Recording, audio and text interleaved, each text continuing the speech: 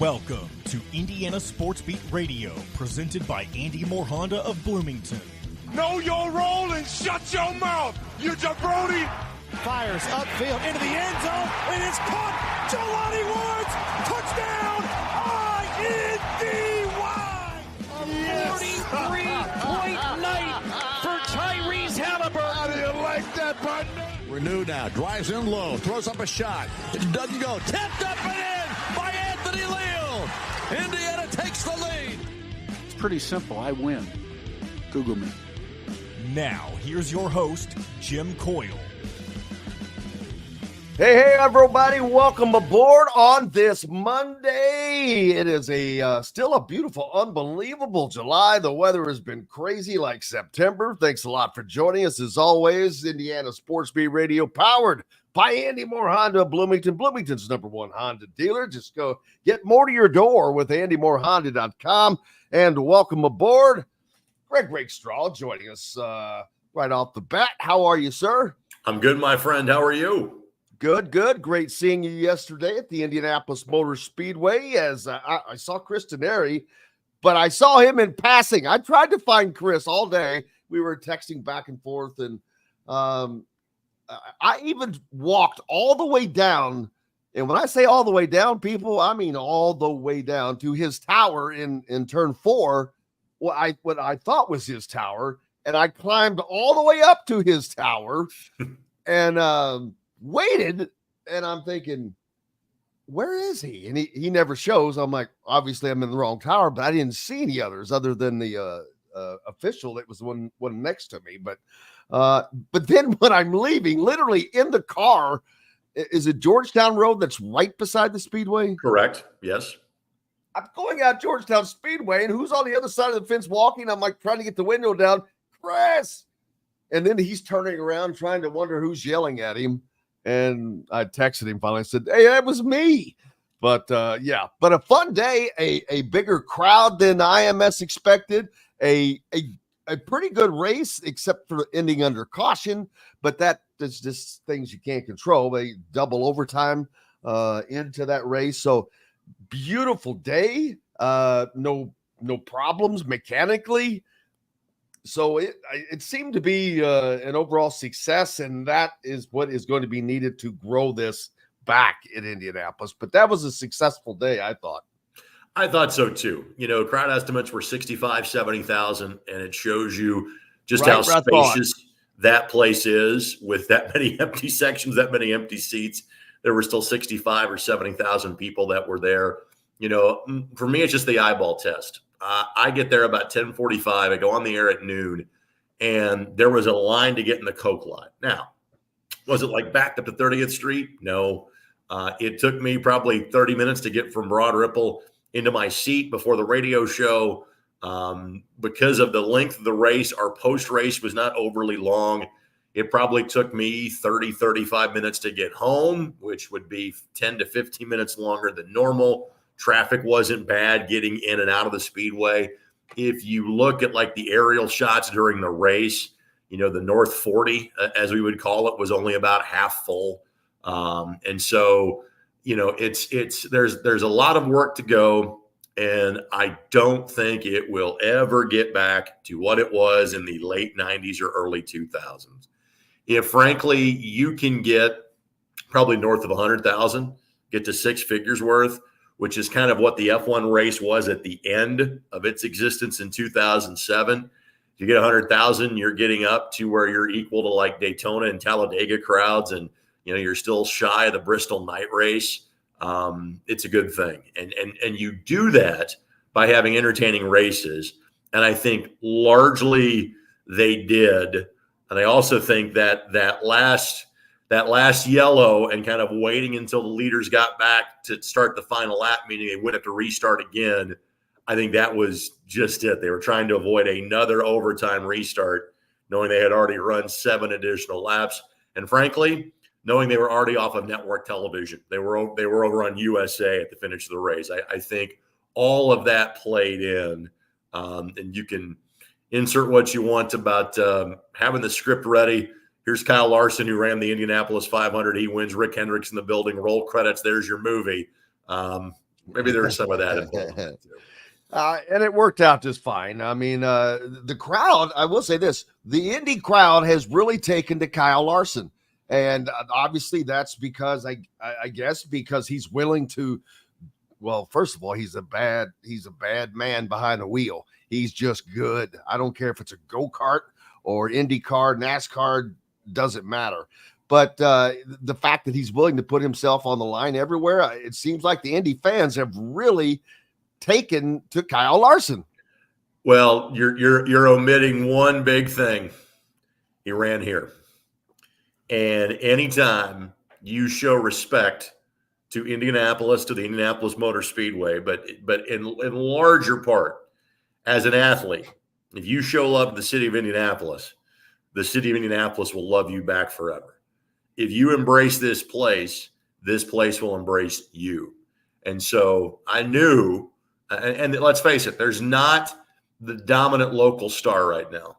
Yes, you have Chase Briscoe from Mitchell, but Chase qualified 20th and had kind of a 20th place car, most of the day. Justin Haley is from Winnemac. Justin right now is in a ride that is, hey, it's good enough to make the show, and that's about it. He's not going to be a difference maker in the show.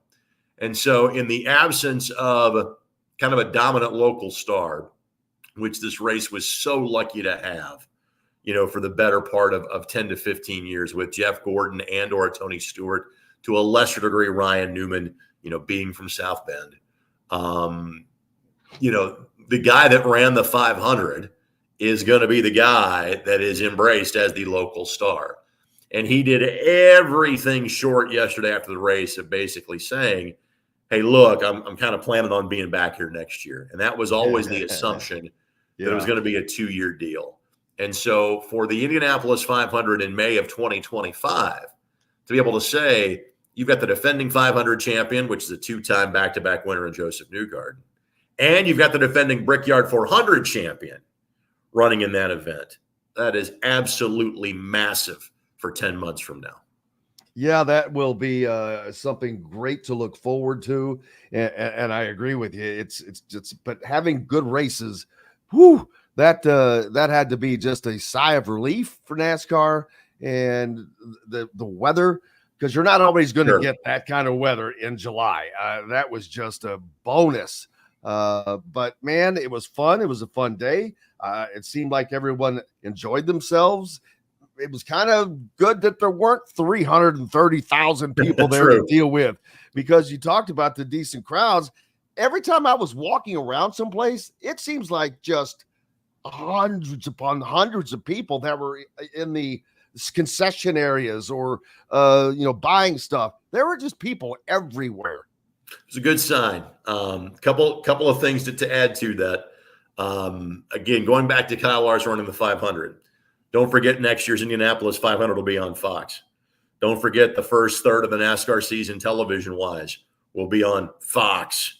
That is a great potential cross-promotion for the Indianapolis 500. Secondarily, in terms of the weather, again, it was tremendous. You're not always going to get that lucky. But the one thing that NASCAR has to do, because they have oscillated in terms of different dates in which this race has been, for the first 10 to 15 years of its existence, it was the first weekend in August. Then it kind of moved to the date that we had yesterday, but then it moved to early September. And then it was on July 4th weekend. That was COVID. So frankly, it didn't matter when you're going to run that race. Then it was briefly in the middle of August. NASCAR has to give these guys a date. And the whole reason it kind of moved to this weekend in July, not necessarily this time around, but in previous years, was that this was going to be the first race on NBC. Whoever had the rights for like the last half of the season, they wanted Indianapolis to be able to kick it off. Whatever it is going to be, it needs to be that going forward so people can kind of plan for that. Now, as much as the weather is better in September than it is normally in July, you don't want to compete with the Colts. You don't want to compete with the National Football League. Labor Day weekend is out for two reasons. A, that's the Southern 500 in NASCAR, so they're going to Darlington. B, that's U.S. Nationals from a drag racing standpoint. There's already a major race event that happens here in Indianapolis. Frankly, I would love to kind of see it be at some point in August, so you're competing with maybe a Colts preseason game. Those are obviously very important to me, but have kind of a little different level of attention, for most folks. And I think usually you have a better chance of getting better weather in August than you do July. But whatever race date they are going to pick, they need to pick it and stay with it going forward. See, Brian is not a fan of the stages. I see that. I'm not either. But honestly, every racing series has something that I would call a crutch that's unnecessary.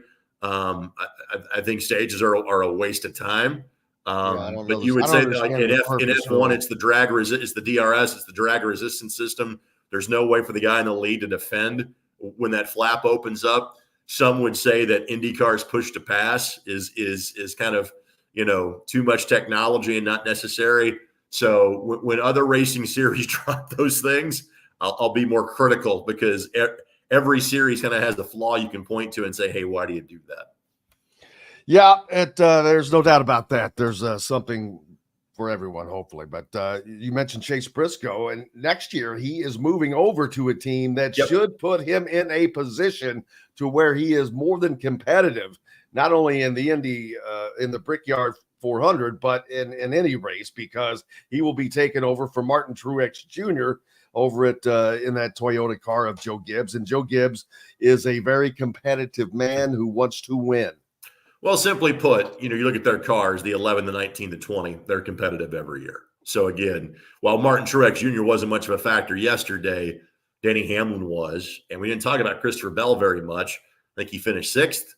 And I think he's won 3 races this year. So yes, the local product should have a much better ride a year from now. And then I was able to hang out a little bit and talk to Chase Briscoe Friday night as he was down in Bloomington at the Speedway there. Kind of what's I think he hinted at, but will probably quite possibly be his last sprint car race. And maybe that's because of going to Joe Gibbs. Right. I'm not sure that Joe Gibbs will allow that. Tony Stewart obviously was all about it. That's his deal. Kyle Larson, maybe that was part of his deal going in with Rick Hendrick, but you may have seen the end of Chase, or maybe it's because he's going to be putting all of his focus into NASCAR with the changeover. All of those things can be true, is the way to put it. But normally, while, for example, when Kyle Busch ran for Joe Gibbs, you saw him run multiple forms of racing, but all under the NASCAR banner. Joe Gibbs has usually been a little bit more restrictive than, say, other owners in terms of what you can do in terms of other forms of motorsports, or more importantly, running for a team that would not be a Joe Gibbs team. Yeah, and that's fine. I mean, I think it works for Kyle Larson, and it's one of the things I asked Chase about it. I said, I know there has to be a carryover. These are different cars and different tracks, and everything is different, but there has to be a carryover that helps. And he talked about that, but I think it'll be good for him once he gets over to Gibbs. That's a step up. I mean, no offense to Tony or Stuart Haas and Tony Stewart, but Tony had just stepped away kind of and was just not there, as where you have Joe Gibbs, who is there every day. He's in it. This is what he does. He doesn't have outside interests that he's dealing with. This is it. Well, simply put, Joe Gibbs Racing is a top 2 or 3 team in NASCAR. And I think Stuart Haas Racing was, at one point in time, they're more of a mid-pack team now. And so you are simply going to a better seat. No other way to put it. What is up next for you, sir? So for me, you see me wearing the USA Basketball logo. I've got the final of the AAU event circuit, which is a USA You're lucky you're not wearing the South Sudan team logo. I am not. No, no offense to the folks from South Sudan. But USAB sponsors the 9th and 10th grade national championships in Rock Hill, South Carolina, where obviously the Adidas event was just a couple of weeks ago. And so I'll do those for USA Basketball, the boys coming up on Thursday, the girls coming up on Monday, and then literally on Wednesday, Colts training camp starts up in Westfield. So I'll start making my way up to Westfield on a regular basis as in the middle of the week. So for those of us that kind of cover sports for a living in the Indianapolis area, summer's over. Colts training camp is kind of the start of the new school year and that gets going this coming week. And then we've got Big Ten football media days this week, Tuesday, Wednesday, Thursday, all happening at Lucas Oil Stadium. Greg Rakestraw from the ISB Sports Network. I cannot thank you enough, my friend. Talk to you next week. Great seeing you yesterday. We will do that. We've got lots more coming up here on Indiana Sports Beat Radio as Todd Leary, Dustin Dopirak will be joining us. And we look forward to each and every one of those.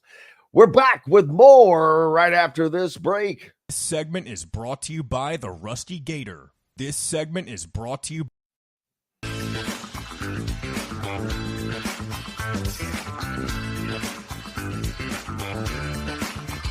In the market for a new or used vehicle? Well, nobody beats the prices and selection of Andy Moore Honda in Bloomington. Right now, get a brand new Honda with no payments for 90 days. That's right, 2023 and 2024 Honda Pilots, HRVs, CRVs, Honda Ridgelines, payment-free for 90 days. Or get 0.9% APR financing for 36 months on a 2023 Honda Ridgeline. Go to AndyMooreHonda.com and get more to your door. If you're looking for a home in the Indianapolis area, you need Cheryl Sizemore from RE/MAX Advanced Realty. Cheryl Sizemore has over 2 decades of experience, and that could be the difference in you getting the home you want in today's tough housing market. Reach out to Cheryl Sizemore from RE/MAX Advanced Realty at Cheryl@IndyHomePros.com or 317-298-0961.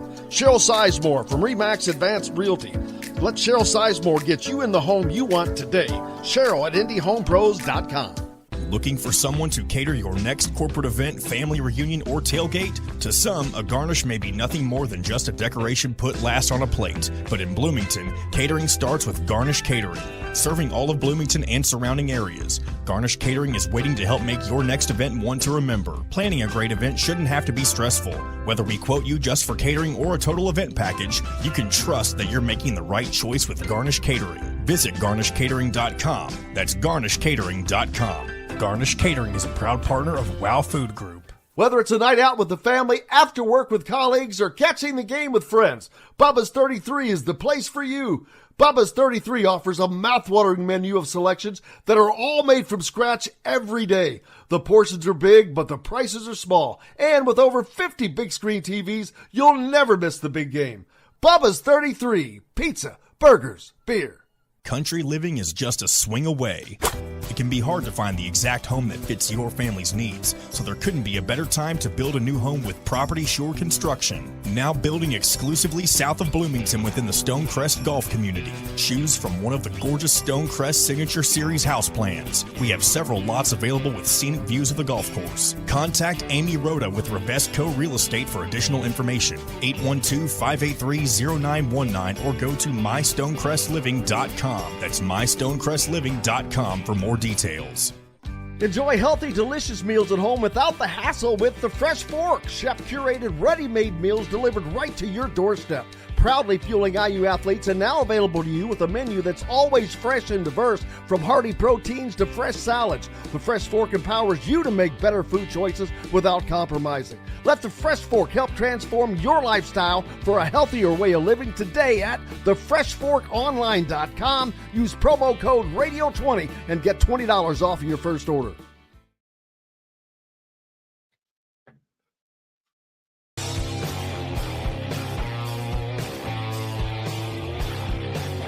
This segment is brought to you by Freethink Apparel. This segment is brought to you by Freethink Apparel. Welcome back, Indiana Sports Beat Radio. I want to make sure you heard that. Joining us now, our good friend Todd Leary. How's it going, brother? It's great. How are you?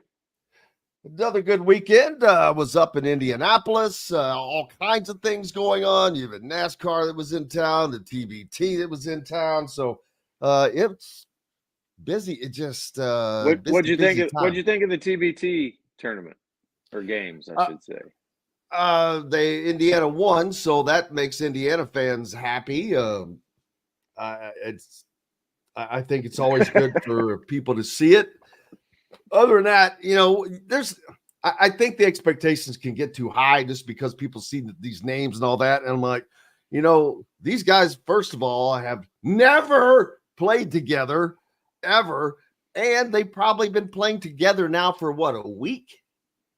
Probably it's hard. It's just strange for them to call it so much of an IU alumni team, and outside of Yogi, there's really not that much of an Indiana tie to it.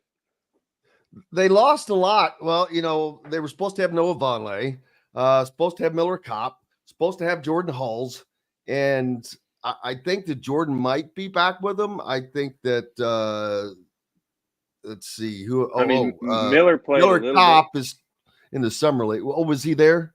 Yeah, he played a little bit yesterday. Not a ton, but a little bit. I don't know. It was I just expected. I don't know. It's fun to watch. Hey, it's July basketball that we get to watch, so it's just bonus coverage. But I don't know. I expected a little more IU flair to it than what we got. Yeah, and let's see, what else was I going to say? I didn't expect Race Thompson to play. I thought he was still dealing with some stuff, but he managed to play as well. And most importantly, they got the win, not one, but 2 wins. And that second win was a win over the men of Mackey, rather easily. As a matter of fact, that was an easier win than their first game, as a matter of fact. But now they will go on to play a team that is a veteran team of the TBT. Everland Drive is no joke, man. They've been doing this for a while. So they know what's going on. And it makes a big difference when you get guys that have played in this tournament. Experience matters in all sport aspects, but this one especially. I think this tournament's a little unique and different, and these guys have played together a little bit more than the average team. So yeah, that'll be a tough game. I watched them play last night. They're good. Yeah, it's going to take a bit, I think, for like this Indiana team to do this. And I don't mean just like 1 year, but next year you're like, there's no idea who's going to be on that team. Right. Because some of these guys are already stretching the end of their athletic careers, I guess you would say. So yeah, I think I watched the Ohio State game the other day, and they had a 43-year-old guy on their team. There's hope for Todd Leary. I'm back. This shot Bonner is back, baby. But if yeah, it gets down to the final minute and they need a basket, I could possibly play. Outside of a minute, I'm at a loss. You can be Romeo Langford. Just go stand in the corner. Yeah. Yep. But that's something going on. Something fun. So we got that going for us. And now next week is Big Ten football media days, and August 1st football camp starts. So it's a nonstop cornucopia of sports. The Olympics are coming up. Team USA. Holy crap. They nearly lost to a country that I don't even know how long has even been a country now. South Sudan. Yes, Sudan has been around, but this is South Sudan. So I think they just cut a chunk of it off and made a new country. I haven't checked into that yet. But I don't care. You should not. There's no way on God's green earth that they should be within. I don't even know of this team, but if it wasn't for a late score by LeBron James, the biggest upset in the history of international basketball would have occurred. Yeah, but if you watch the game, which I didn't watch it from start to finish, but I watched some big chunks of it, and it was pretty obvious to me what you had. You had one team that had a point guard on it that has played in the NBA. He's had some time in the NBA, and he wants to get back to the NBA. So he definitely had something to prove. Like every time he got the ball, he was driving, making plays. So he definitely had something to prove. And then you had a USA team that's just kind of starting to get together and starting to, try to gel for the Olympics in a couple of weeks or next week. And so, it was kind of the perfect storm for them to get in a bad situation like they did. The fact that they came back and won, Sudan shot the ball so well. But it's not like it's a bunch of guys. You and I really haven't heard of them that much, but when they were listing the guys that were on there, these are guys that played at Baylor and guys that had played the NBA for years. It's not like it's a bunch of guys that just came together and have never played really together that much. I mean, they were a good team. The United States should have never gotten in the hole they got in. Heck, they were down 20 almost in the first half. And you have to wonder what's the mental state when you go into a game where like, these are the best players in all of the world. And it's like, we're playing Joe Blow JV squad today. I will say it's hard to get up for all those games. They play a lot and mentally, right. I would imagine it's hard to get up for games that you're not expecting to be much, but you got to be careful. You can't stub your toe, man. But, and they'd expect no matter what, no matter how they play. And I get it. I'm the same way. They expect to win the game, no matter how bad of a start they get off to or whatever it might be. And so if you watched it, it was a lot like NBA games. Heck, in college, if a team gets down by 15, 17 points, you think the game's over. And in the NBA, almost every game has a team get down by that much, and they usually come back and win. So the USA team played like that, and the other team played like they had something to prove. And that, to me, was the difference. Well, speaking of that, how about the WNBA All-Stars destroying Team USA? All the talk about Caitlin Clark or Angel Reese, and maybe they should have just listened and put some other people on, not these old folks. But, man, that was a little bit of a surprise. Yeah, but, I mean, when you look at it, so you've still got, some of the best players in the world that are playing for the Team WNBA. And so, I get it. I understand. I think that team had a little bit of something to prove also. I think there's a couple, not just Caitlin Clark, there's a couple people on that team that wanted to prove maybe they were overlooked. And so, hey, Jim, the first part of your statement is the key to Caitlin Clark and all of it. And that is, you said the talk of the town is the WNBA team beating Team USA. And the fact that we're talking about it is the real victory. And not just us. If you turn on ESPN, they're going to be talking about it all day today. It's that's the exciting reality that we're in today in women's basketball, is they are that talented. There's that deep of a talent pool that they can put two teams together like that and are extremely fun to watch. Well, I talked about this last week, but I have to be honest. There have been 2 or 3 occasions that by the time I get done working during the day or whatever it is, and I'm going to try to sit down and eat something, and it's about 8:30 by then, and I flip the TV on, and there's a damn Fever game on. Well, I don't have to watch that, but I have found myself saying, let me turn this on. And then once I turn it on, it generally stays on because their games are always close. I have not seen a game yet in which I had tuned into that was not a close game. Right. So, bam, once I tune in, now it's on, and then you go watch. And I was not on this big Caitlin Clark bandwagon, and I told Bob Kravitz last Thursday, I don't know who holds the assist record for the WNBA. I don't know how old that record is, but I will say that it is going to be a short-lived until that thing is absolutely decimated.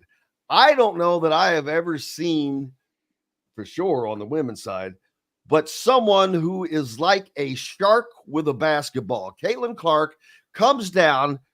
She's not your head. If you're on defense, your head better be on a swivel because she is looking. It's as if there are 7 people on the court, and she's going to find one of those 7. And she does an unbelievable job, even when she gets in trouble. She finds last week for her 19th assist in the game in which she set the all-time record. She had driven deep into the paint, kind of got in trouble, but found somebody out on the 3-point line. Bam! And I'm like, and then how many assists is she losing because people are either not ready for those passes or they've gone out of bounds? But she's the 6th all-time assist leader in the NCAA women's game and the all-time scoring leader. That just doesn't go together. I mean, that's too much. Yeah, for most people. If you watched the analyst, throughout the season, when she was having the big run, and all the coverage seemed to be they were talking about Iowa and Caitlin Clark last year.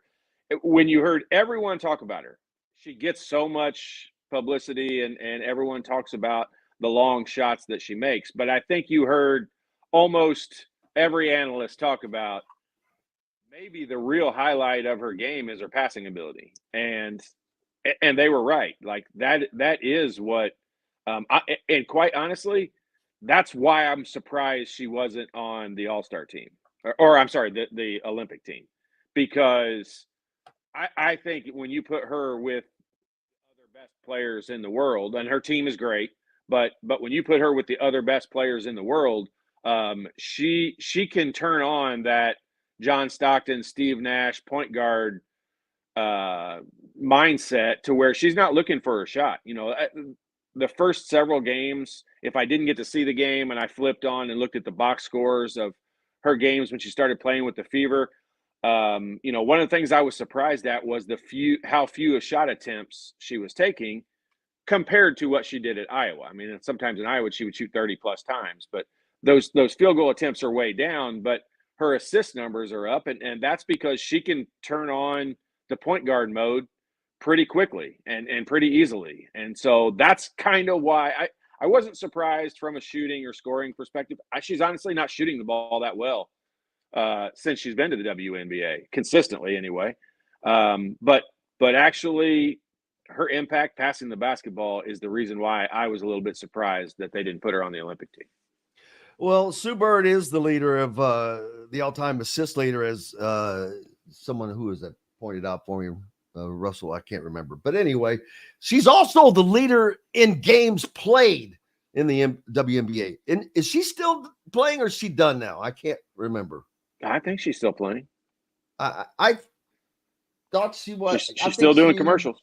She's still doing commercials. I don't know that she's still playing, though, because I don't know why some names are in bold, like Dinah Taurasi, and I know she's still playing. Yeah. But 580 games. So that means she only averaged 5.5 assists a game. Yeah. What's Clark averaging? Like 10 a game? No, she's not averaging that many. But yeah, I know what you mean. Like you're right. Like that especially when they start to surround her in future years with more knockdown shooters and people. She's averaging 8.2 a game right now. Yeah. Yeah. So, I mean, she's on pace to smoke that record, but that is what everyone talked about all year long. And I love it. Like, she gets the notoriety for the long 3-pointers, but it's actually her passing ability that separates her and makes her the elite player she is. And at some point, the defense is going to have to start respecting her passing more than her potential ability to score, which might loosen it up for her to score a little bit more. Yep. But she's what you call a problem either way. Yeah, she is. And you can see what teams are doing. They're just trying to take the ball out of her hands. They're just running a double team at her. And when she plays for the Fever, they're just trying to get the ball out of her hands. So teams recognize, coaches recognize, how dangerous she is, not just shooting the basketball, but how dangerous she is when it's in her hand. All right, so the TBT is happening now. We talked about that a second ago, and yeah, who are they? These guys that are the coach, the Adam Ross. Who's Adam Ross? No idea. Yeah, I'm like, okay. Yeah. I was a little surprised by that. I'm like, I touched base with Christian Watford to try to see if maybe we could get a little more of a former player, alumni coaching base on there, and he didn't seem to have a whole lot of interest in it. So just let him be the way they are. I think it's, again, it's not a chasm, but there is, unfortunately for Indiana, there seems to be breaks in the lineage, which obvious.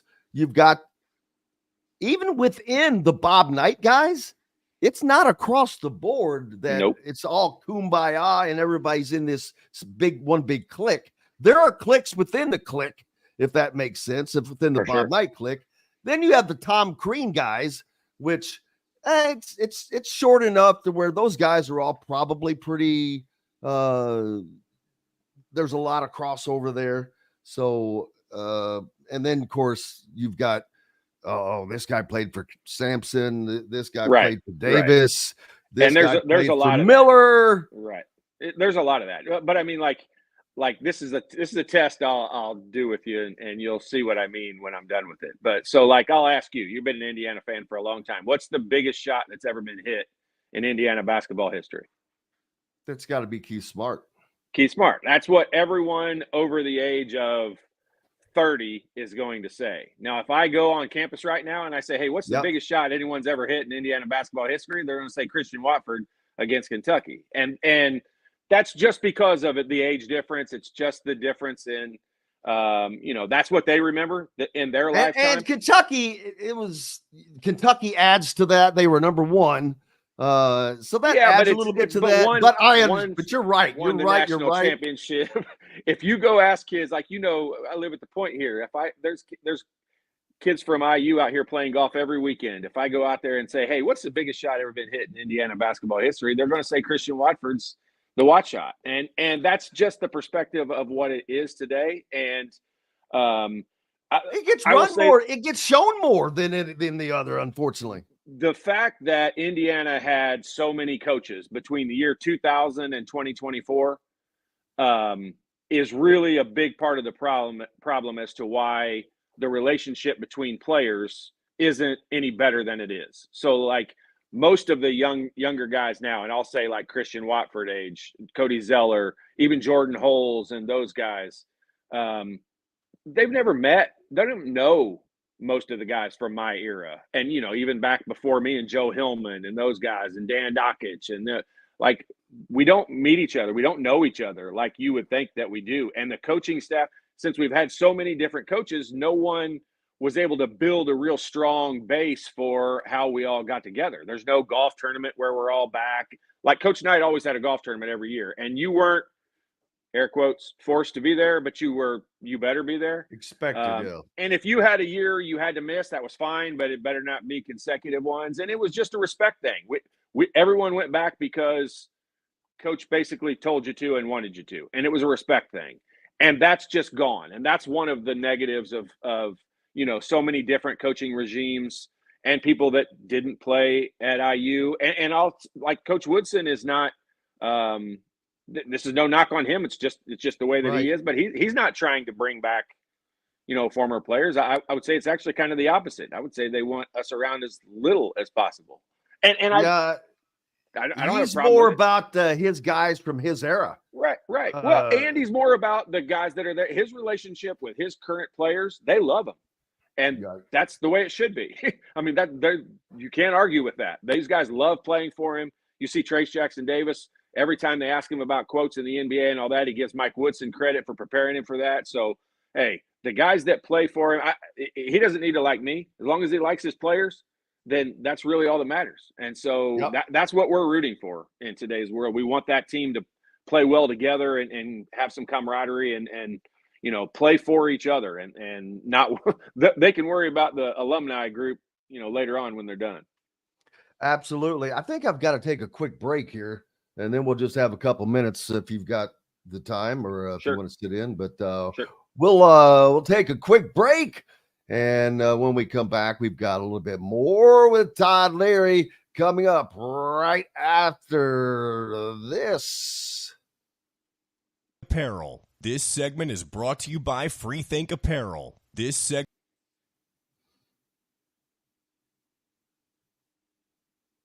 If you're looking for a home in the Indianapolis area, you need Cheryl Sizemore from RE/MAX Advanced Realty. Cheryl Sizemore has over 2 decades of experience, and that could be the difference in you getting the home you want in today's tough housing market. Reach out to Cheryl Sizemore from RE/MAX Advanced Realty at cheryl@indiehomepros.com or 317-298-0961. Cheryl Sizemore from RE/MAX Advanced Realty. Let Cheryl Sizemore get you in the home you want today. Cheryl@indiehomepros.com. Whether it's a night out with the family, after work with colleagues, or catching the game with friends, Bubba's 33 is the place for you. Bubba's 33 offers a mouthwatering menu of selections that are all made from scratch every day. The portions are big, but the prices are small. And with over 50 big screen TVs, you'll never miss the big game. Bubba's 33, pizza, burgers, beer. Country living is just a swing away. It can be hard to find the exact home that fits your family's needs, so there couldn't be a better time to build a new home with Property Shore Construction. Now building exclusively south of Bloomington within the Stonecrest Golf community. Choose from one of the gorgeous Stonecrest Signature Series house plans. We have several lots available with scenic views of the golf course. Contact Amy Rhoda with Revesco Real Estate for additional information. 812-583-0919 or go to mystonecrestliving.com. That's mystonecrestliving.com for more details. Know a team or group needing a fundraiser? Boost Fundraising raises more money faster and offers the most unique and user-friendly online fundraiser in the nation. Your team receives personalized fundraising pages for each team member. Free team-branded promo gifts shipped to each donor. Boost Fundraising does it all. Sports teams, marching bands, charity causes, and community groups. Go to boostfundraising.com and be sure to enter the promo code COYLE, that's C-O-Y-L-E, to receive a discounted fundraiser. Looking for someone to cater your next corporate event, family reunion, or tailgate? To some, a garnish may be nothing more than just a decoration put last on a plate. But in Bloomington, catering starts with Garnish Catering. Serving all of Bloomington and surrounding areas, Garnish Catering is waiting to help make your next event one to remember. Planning a great event shouldn't have to be stressful. Whether we quote you just for catering or a total event package, you can trust that you're making the right choice with Garnish Catering. Visit garnishcatering.com. That's garnishcatering.com. Garnish Catering is a proud partner of WOW Food Group. In the market for a new or used vehicle? Well, nobody beats the prices and selection of Andy Moore Honda in Bloomington. Right now, get a brand new Honda with no payments for 90 days. That's right, 2023 and 2024 Honda Pilots, HRVs, CRVs, Honda Ridgelines, payment-free for 90 days. Or get 0.9% APR financing for 36 months on a 2023 Honda Ridgeline. Go to AndyMooreHonda.com and get more to your door.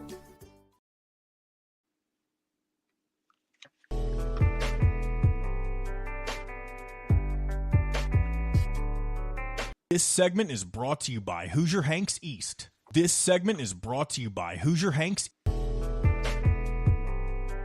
Welcome back, Indiana Sports Beat Radio on this Monday, getting you back ready for a good week. Haven't checked the weather to see what it's going to be like this week, but man, has it been nice so far this part of July, Todd? This is nuts. I mean, this has been like September. I hope you've been able to get some golf in the evening or something.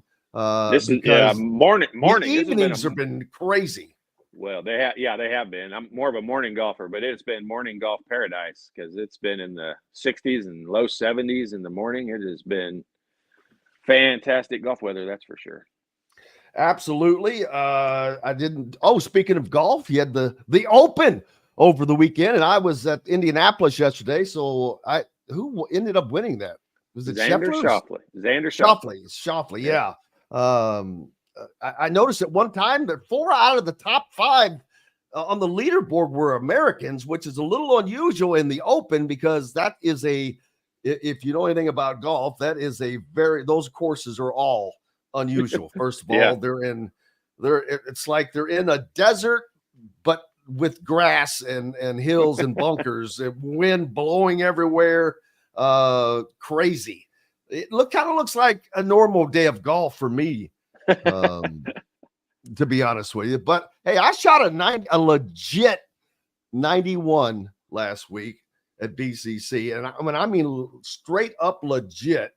And that doesn't sound great because it's not great, but I was ecstatic, and I was really, really upset that I didn't break 90 because I had a 6 on a par 3 when I was about 15 yards off of the green and sculled my little chip, and right across it goes into a bunker. And the next thing you know, you're like, there it is. But that's what keeps bringing you back. And well, that's why the British Open is I guess a little more fun to watch, even for people that don't enjoy watching golf, because you see some of those crazy shots like you're talking about.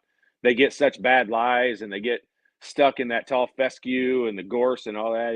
It's way different than what we're used to here in the United States. But I really enjoy. I'm glad I'm glad every week's not like that, but I really enjoy that one week a year where they go play in the British Open and have those different conditions. And yeah, so right now, all 4 majors for this season, now they're over, are held by Americans, which is the first time that's happened since 1982.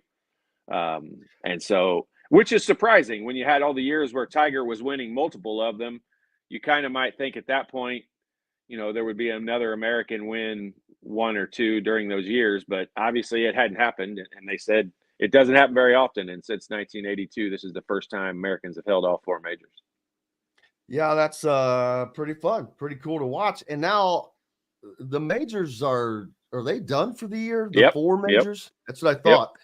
It's amazing how quickly they come in succession, because you get, I guess you start off with the Masters. Is the Masters the first one in early spring? Yep. And then it's like bam, bam, bam. Well, each month right after that. They used to try to spread them out so that the PGA Championship used to be the last one, and it was kind of, I'll say maybe September-ish time frame.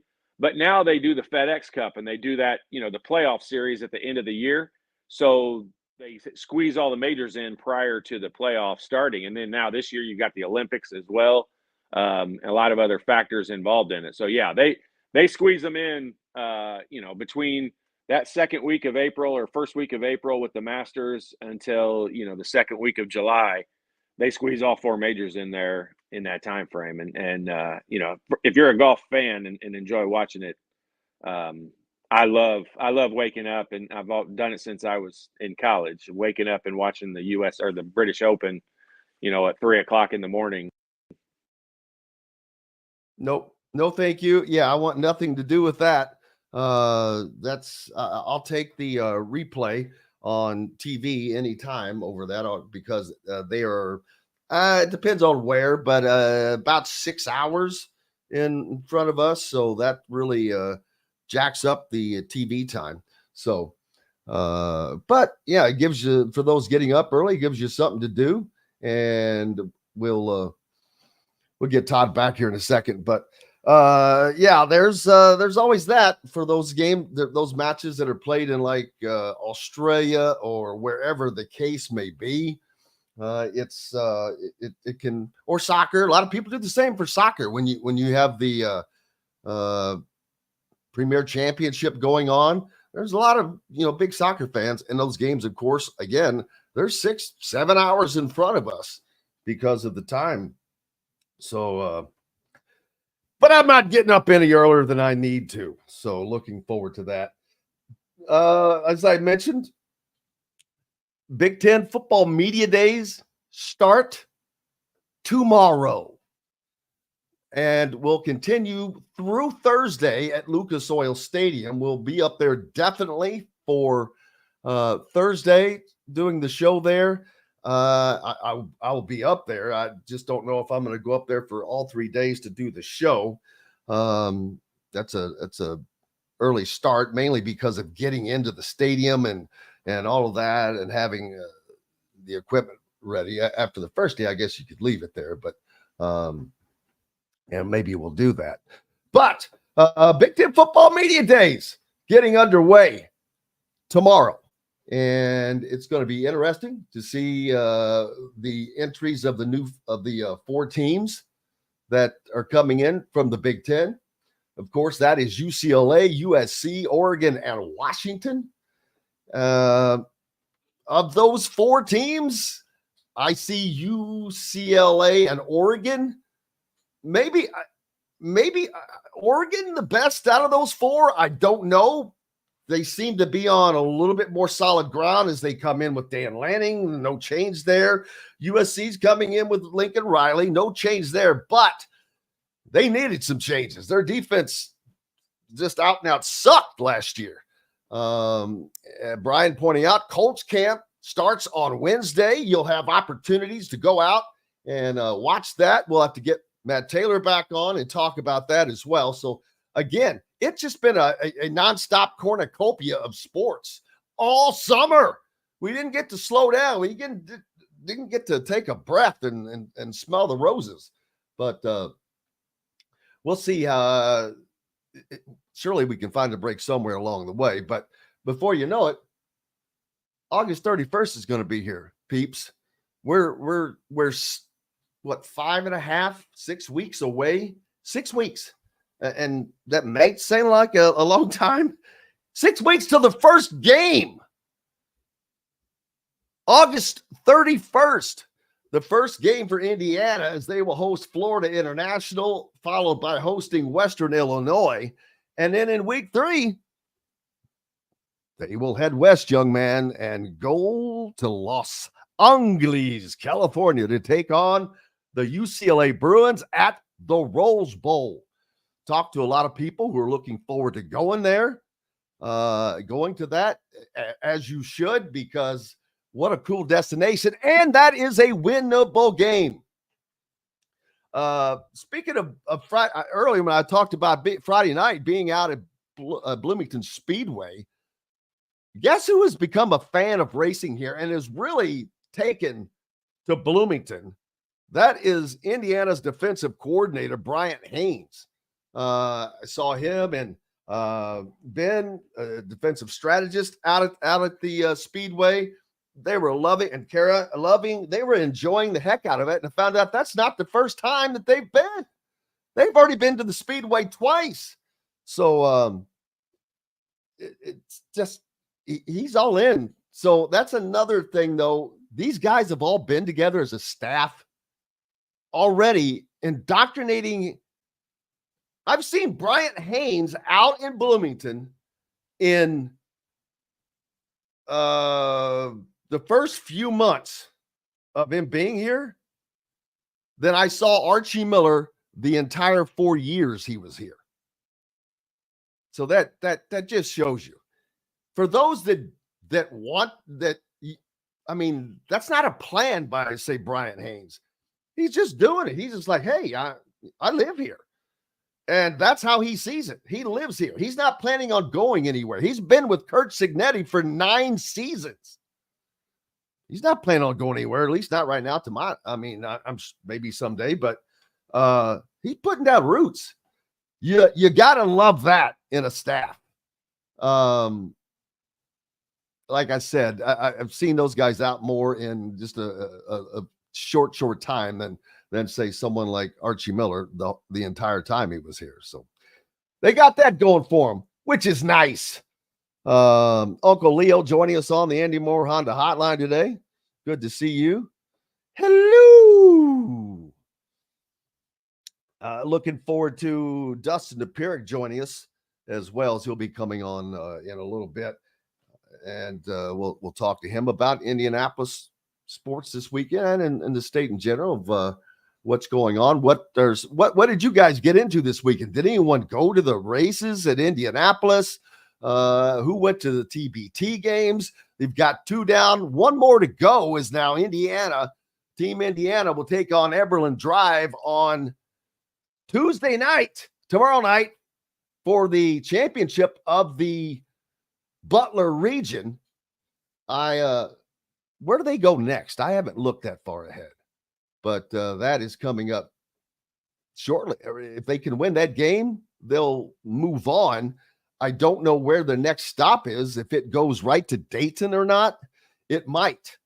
I have not seen any. They might just bring all of these regional winners to Dayton. So we'll see about that, which is coming up. They've got 1 more win that they've got to get out of the region, and they are the top seed in that region. But I think the number 2 seed was Butler, All Good Dogs, who were knocked off yesterday by Eberlin Drive. But Eberlin Drive, like I said earlier in the show, they're a veteran TBT team. They've been around for a minute. They know what they're doing, and they obviously got it going on. We've got plenty coming up here on Indiana Sports Beat Radio, including Dustin Dopirak joining us from the Indy Star after that, and we'll be back to it as right then. This segment is brought to you by Hoosier Hanks East. This segment is brought in the to you market by for a Hoosier new or Hanks used East. vehicle? Well, This nobody beats segment the is prices brought to and selection of Andy Moore Honda in Bloomington. Right now, get a brand new Honda with no payments for 90 days. That's right, 2023 and 2024 Honda Pilots, HRVs, CRVs, Honda Ridgelines, payment-free for 90 days. Or get 0.9% APR financing for 36 months on a 2023 Honda Ridgeline. Go to AndyMooreHonda.com and get more to your door. Looking for someone to cater your next corporate event, family reunion, or tailgate? To some, a garnish may be nothing more than just a decoration put last on a plate. But in Bloomington, catering starts with Garnish Catering. Serving all of Bloomington and surrounding areas, Garnish Catering is waiting to help make your next event one to remember. Planning a great event shouldn't have to be stressful.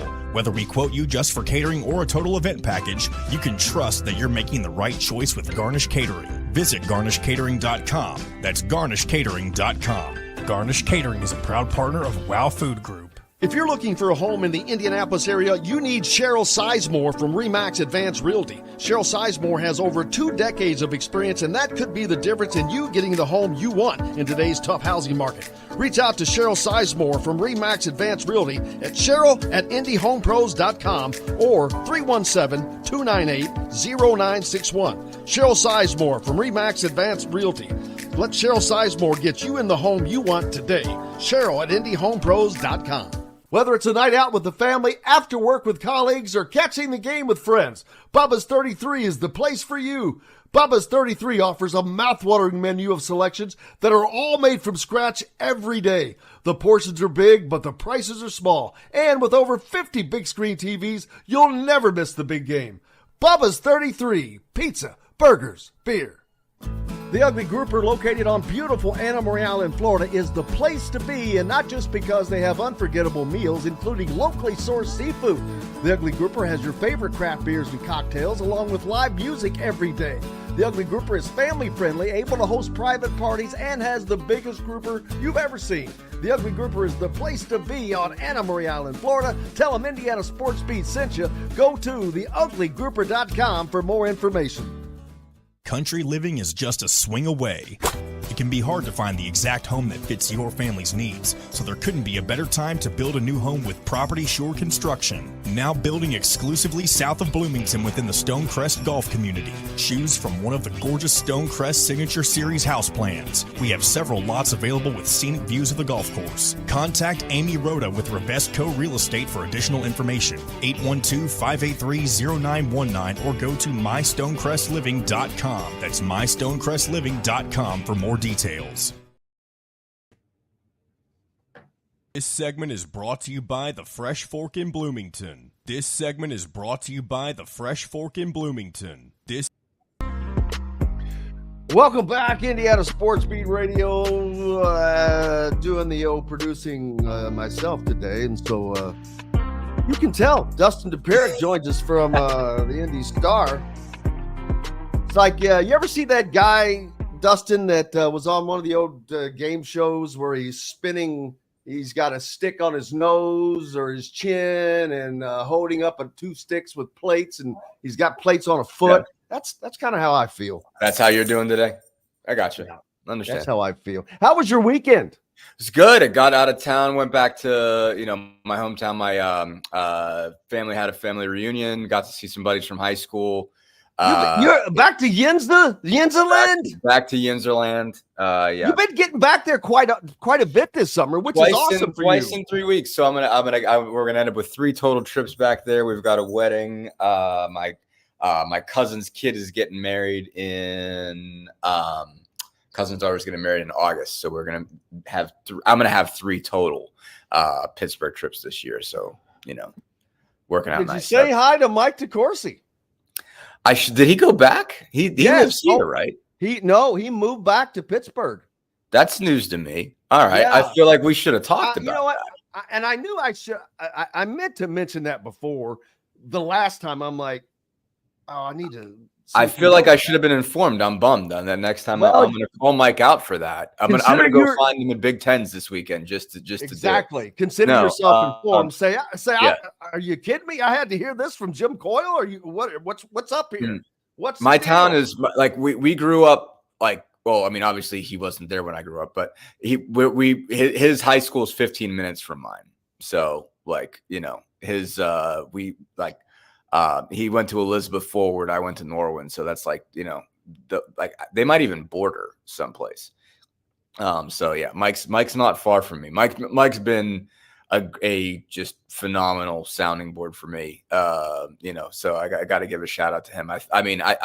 We had a pretty big Yinzer presence out here between me, Mike, and TJ McConnell and Pat McAfee. I thought we were having a slow Yinzer takeover out here. And wait a minute. McAfee's in that category? He's from Plum. He went to Plum High School. Yeah. Oh, I guess just because of college, I think of him as a West Virginian. Did not know he was from the Penn State. Oh no, well, you listen to how McAfee talks. McAfee is as Yinzer as they come. Like McAfee brings the Yinzer as much as possible. So yeah. So between him and McConnell and me and Mike, I was like, we've got a media empire, basically, you know, a media and sports empire, you know, building out here. And you're telling me we lost one of our guys. That's news to me. I'm happy for him though, you know. Yeah, he got a chance to go back, but Indianapolis is the place to be. I've been talking about that a lot lately. But you know what? I'm sorry. I don't care what anybody else says. And it's nothing about being a homer. There is not a better sports town in the United States and maybe the world for that matter. In terms of hosting things. Yeah. I mean, you can make your own decisions. Because it's something nonstop. And not just the hosting, but the hosting and the regular scheduled events. I mean, the Indianapolis 500, let's start with the largest sporting event in all of the world. Boom, right there. We just had NASCAR. You've had an all-star game here. You have an NBA team. You have an NFL team. You're soon to probably have an MLS team added into that mix. The NCAA, the USJ Gymnastics, the Pan American Games. I can go on and on. Westfield, all the stuff that goes on up there. It's just the Grand Park Empire. Yep. Yeah. So I like that. The Grand Park Empire. That's exactly what they should change the name to. I love that. But absolutely. But so I'm glad you had a great time over the weekend and getting that out of the way, because Coach camp starts, was it Wednesday or tomorrow? Yep. Well, I ain't doing anything with that. No, I know, but I'm just saying that's just the next. That's just the next step, and I promise you, a week after that, it's going to be Pacers starting it. It seems like. Well, it's Big Ten Media Day this week. The Pacers got done with summer league, so I mean the Pacers finally break. You know, they actually get to tone down a little bit. But to your broader point, like it never does stop. At the end of the day, like you get done with summer Pacers, and it's right to football camp. And it's right to, like in terms of having stuff to care about, right to football camp and right to Big Ten Media Days. This week, the Big Ten poll, the unofficial poll dropped this morning. So there you go. It's getting rolling. Right back into it, right into football season. It's going to be a trip. So you guys all have to work. I get to chill out for a little while. But are you coming out? Are you going to the media days? No. I might go find somebody for beers afterwards. But I am not going there. No chance. No way. So no, I'm chilling starting now. So. Well, you mentioned the media poll, and of course the Ohio State Buckeyes, no change there, as they are expected to be atop of the conference. With no surprise there, but Oregon is second. We get it is bizarre to look at. It's bizarre to look at an 18-team poll with Oregon and USC and Washington and UCLA thrown in it. Like you look at like Oregon, Oregon's got like the other first place votes, and you're like, man, I haven't thought about Oregon. Like, I mean, they're good, obviously, coming out the season that they had. But like, I hadn't even really considered like where are these actual teams going to slot in this year. But they've got Oregon pick second, and that seemed like a pretty big consensus despite the fact that Michigan's defending national champions. It is bizarre to see it get real now that these teams, from the West Coast are really going to be in the Big Ten starting this week. It's, like you're actually going to see the helmets next to each other at media day, and these games are going to be real and they're actually going to happen. And this thing has actually come to pass that we have put, like Pac-12 teams in the ACC and the Big Ten. It's bizarre that it's becoming a reality, starting this week. Yeah. And no surprise. I should not say no surprise. No surprise that Oregon is up there. Mm-hmm. And I think they're right. It's just weird to look at it. Yeah. With that, but Michigan, just because they have a new coach, they don't have Harbaugh. They lost a lot of the staff, and so that's a big chunk of the belief coming off of the national championship team. But it's going to be. I'm curious as to what Michigan is going to be a curiosity this year. They're not going to be terrible by any stretch of the imagination. Right. But are they going to be really good or not? Right. Yeah. God, I'm trying to think of who else they lost. Like, I feel like I have not thought about. Well, they lost half of their offense. They lost their Blake Corum. They lost their quarterback. They lost, I think, half of their line. They lost AJ Barner from Indiana. They lost a chunk of offense. Right. Not as bad on defense, but the coaching. I mean, you've got Jim Harbaugh is gone, and there's no way he didn't make a huge difference. Sure. But I mean, they like the new guy a lot, but man, I just haven't paid attention. I feel terrible. No, I mean, they obviously, he had to win some games, while Harbaugh was suspended. So they trust his ability, like the players trust him and stuff like that. But obviously, as happens, you tend to lose a lot of guys, basically after you win a national championship. I'm trying to think. I know the Steelers drafted Roman Wilson, like you said, Corum being gone. There's Drake. I mean, JJ McCarthy obviously was a top 10 pick. Junior Colson, they've got how many guys in the top 50? 13 guys selected overall. There's going to be a change there. Zach Zinter, like you mentioned, Barner. I mean, so there's a lot of guys they got to replace, but it's going to be interesting where they go. But I mean, Ohio State is Ohio State. They're going to reload. Going to be interesting to see just how Oregon plays in this. How does Washington hold up? Okay, obviously they lost some key pieces, certainly with Penix and Adunze and those guys. But going to be really intriguing to see how this group shakes out. It's just how the travel situation works, how it actually plays out in real time. Going to be fascinating to see. Yeah, and again, not wanting to sound like a homer, as you look down the list, let's just go straight to the bottom. Purdue listed in dead last, preceded by Northwestern, preceded by Indiana, preceded by Illinois. Okay, the four of the old. Well, okay, I'm looking at the Indy Stars, but those last four teams, your old stalwart Big Ten teams that were generally fought out to get out of the basement, and then if you look at the top, minus Oregon in there, you have same old with the Big Ten East, Ohio State, Michigan, and Penn State. Right at the top. So first of all, thank gosh for Indiana. They don't have to do that again. No. That's going to be a breath of fresh air. And I understand the apathy, the media apathy about Indiana for those that don't cover Indiana. I get it. I completely get it. I would think the same thing if it was a different situation. But being closer to the situation and knowing that Indiana actually has the best receiving core in all the Big Ten, one of the best defensive backfields in the Big Ten, an offense that I think is going to be a quick strike offense or have the ability to be a quick strike offense with a running backs room that is very deep and deep in guys that are multi-talented and catching the ball out of the backfield or running the ball. Now that the line, of course, is going to, it starts and ends with your offensive line, but the only coach that was kept, Bob Bostat. So obviously Kurt Cignetti sees something there. And I think that alone is going to put them in the middle of the pack, period. Defensively, like I said, they've got one of the best defensive backfields in the Big Ten. What will the defensive line be like? That's a question mark. And maybe at linebacker, I don't know, but we'll see. But Indiana will not be the 16th team in the Big Ten. That I would put money on. I just don't like Nebraska is listed as 8th. I'm not sure that they're going to be that good.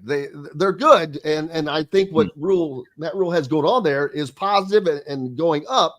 But there's questions at their quarterback position. It's going to be. I think it's going to be a hell of a funnest year ever in the Big Ten for Indiana. Maybe funnest year ever in the Big Ten for Indiana. Well, I mean, in modern times, not going back to '68. And I know a couple of years ago when they had that run, but yeah, I say, are we not counting 2020 like it's not a real thing? But that was a run that had no chance of longevity. It just did, because there was no way that those coaches were going to stay. And as much, again, as I've always said, I love Tom Allen as a person, that there's no way that Indiana could have succeeded with him as the head coach, because he just, I don't think Tom has a great concept of offense, of when to do certain things. And he had no experience with offense and at the collegiate level. And I think you saw that after he lost Kalen DeBoer and Nick Sheridan was inserted. I'll be one of the first people to admit I thought Nick Sheridan was just terrible. But after the fact, I realized it wasn't Nick Sheridan. It was the offensive line. It's not Nick Sheridan was the offensive coordinator for 2 years, and they were pretty good in his first year. We all thought that was just a hangover from Kalen DeBoer, but it was actually the offensive line. They couldn't do jack squat. No, they didn't. And Tom Allen would rather have fired Nick Sheridan than fire Darren Hiller, because it was the buddy when everybody knew the offensive line was absolutely awful. So I have to go back and say, well, that was Nick Sheridan's the offensive coordinator for Alabama. I don't think Kalen DeBoer would trust him with that if there was any doubts in his mind of his capabilities. But yeah, I mean, it's also like it's running Kalen's offense, like they work together well. I don't know. I mean, obviously I wasn't there for 2019 or 2020. I caught the tail end of 2020.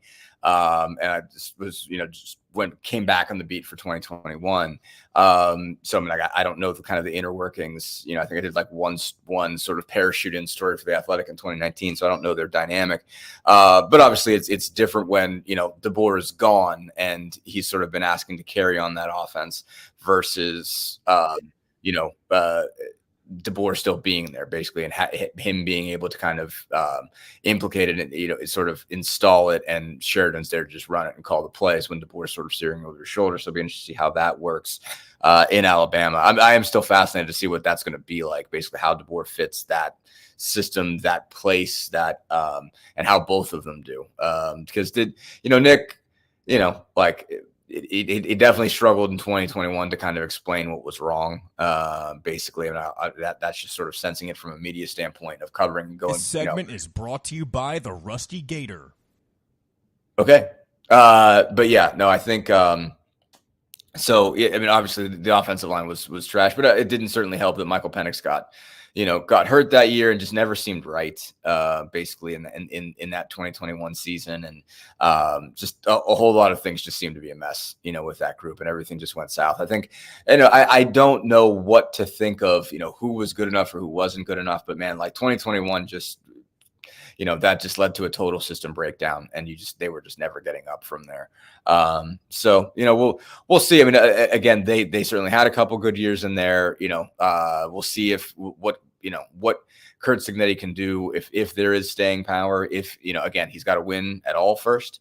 But, certainly in terms of just building the infrastructure that you need, just creating some recruiting buzz. He's obviously got it rolling to begin with. You're going to see a wide open Big Ten. It's just, again, you're looking at that and just thinking like, it's not easy to, when you're talking about 18 teams, it's not easy to get a sense of, okay, who ought to be where when you get past, the superpowers at the top, the Ohio States, the Penn States, the Michigans, just where they do fit in, like with other teams like Minnesota, like, who fits where as far as this is concerned. It's just going to be interesting to see just all the jockeying for position when you've got that many teams in a league, to see how all that shakes out. Schedule obviously is going to be very important in terms of who plays who, because you can't play everybody. Going to be very intriguing to see just how this first sort of mega Big Ten season, ends up shaking out. Yeah, and I'm looking forward to I'm looking forward to this Big Ten season for all the things you just said. But I also I need to get Ken Jennings on to explain what the tiebreaker system must be like, because I cannot imagine of course it's possible, but with 18 teams, the likelihood for a tie in either first or second are extraordinarily high. So I'm like, okay, what is this tiebreaker system going to look like? Because then, boy, you're going to have people complaining, well, they had to get down to flipping a coin or whose color is brightest or something ridiculous. There's just no way. You've got 18 teams and that play completely different schedules.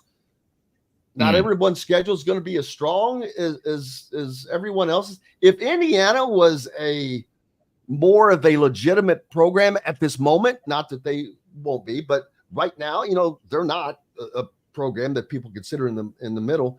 If they were with this schedule, they would be someone that you look at as a dark horse to finish in that second spot. Yeah, let me look at this and remind myself who they're playing. 8 home games, games, first of all. And, 2 non-com games to start. Week 3, you've got to go to UCLA. But to me, that's a winnable game right now because it's a new team, new coach. Then you come back home to more home games, play Charlotte and then Maryland without Tagovailoa, followed by a road game on the pitch at Northwestern on their soccer field. And so, first of all, there's a path to 6-0. Right. Now, yes, that sounds crazy. We're talking about Indiana football, and I get it. But let's say, just for fun, that were to happen. Well, that's followed by 2 home games, both winnable against Nebraska and Washington. Nebraska probably being the toughest out of those 2, I would imagine at this point. Like I said, Matt Rule had them going okay last year, and they should be better this year. But it just because of their schedule, right, and not having to play Penn State, they're not opening up with Ohio State or at Iowa. This is an unbelievable manageable schedule. Ohio State, obviously, the toughest game on there, but that's toward the end of the season, preceded by the Michigan game at home. Other than that, every game on their schedule is a winnable game at this point to me.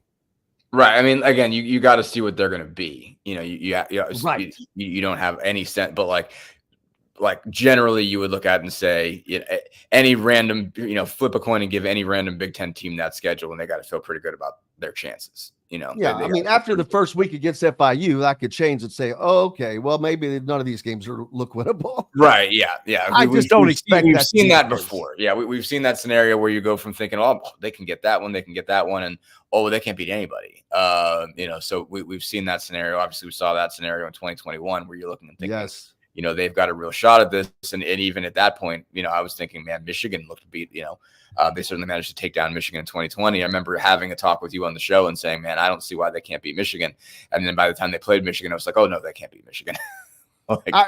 I remember going to Iowa for the opening game. Right. And I have never been, and I should have been, but I don't recall being more shocked by the performance.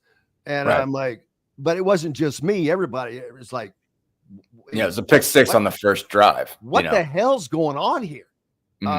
It looked like Michael Penix had just gotten out of high school and had not played a single down in college. He just looked lost. And I don't know if that was still part of the injury, the offensive line. I don't know what all that was, but it was just a shocking revelation Yeah, and he just made some mistakes. Just everything was bad. Just everything about that season was bad from start to finish. And so, yeah, like you went into that season thinking, again, they were top 15 team to start the year.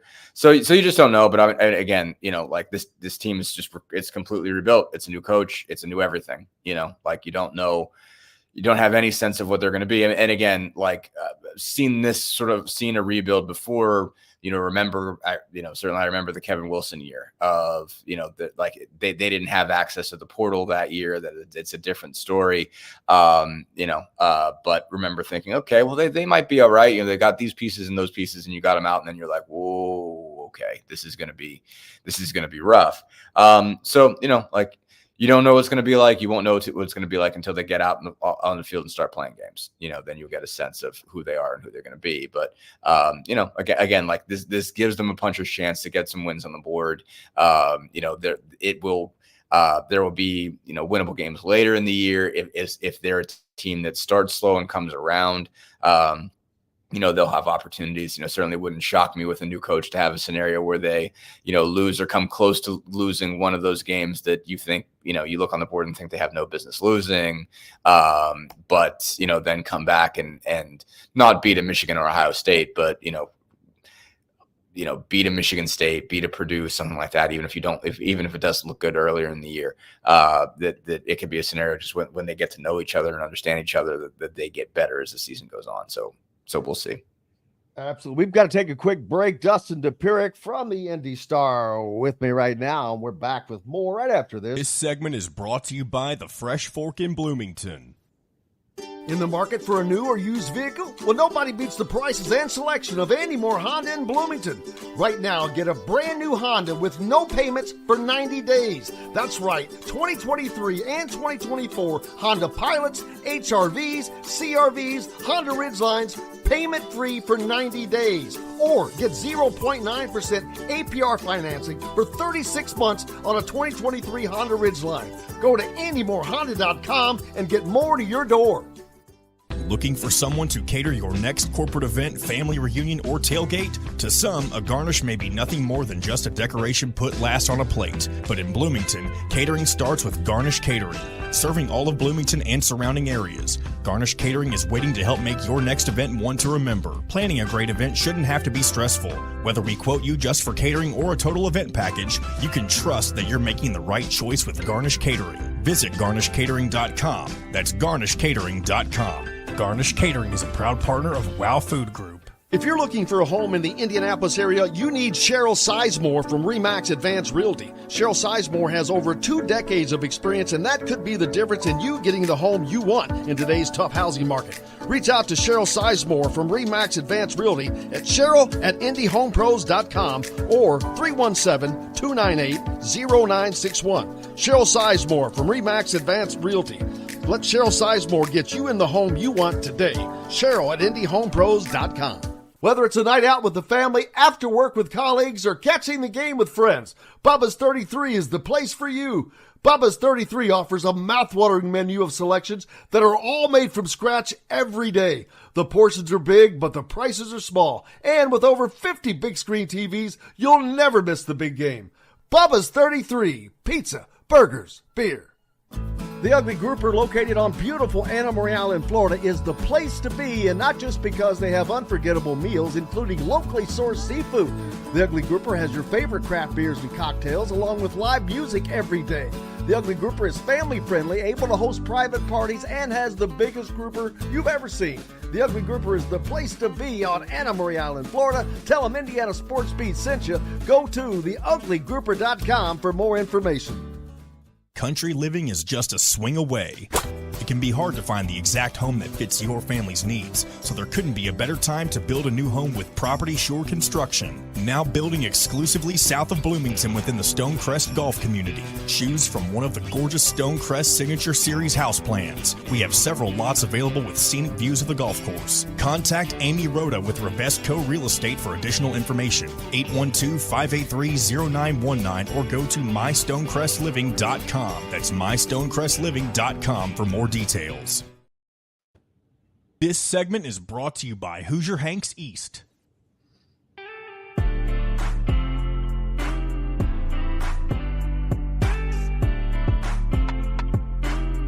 Welcome back, Indiana Sports Beat Radio on this Monday. I hope you had a great weekend. Man, the weather was incredible.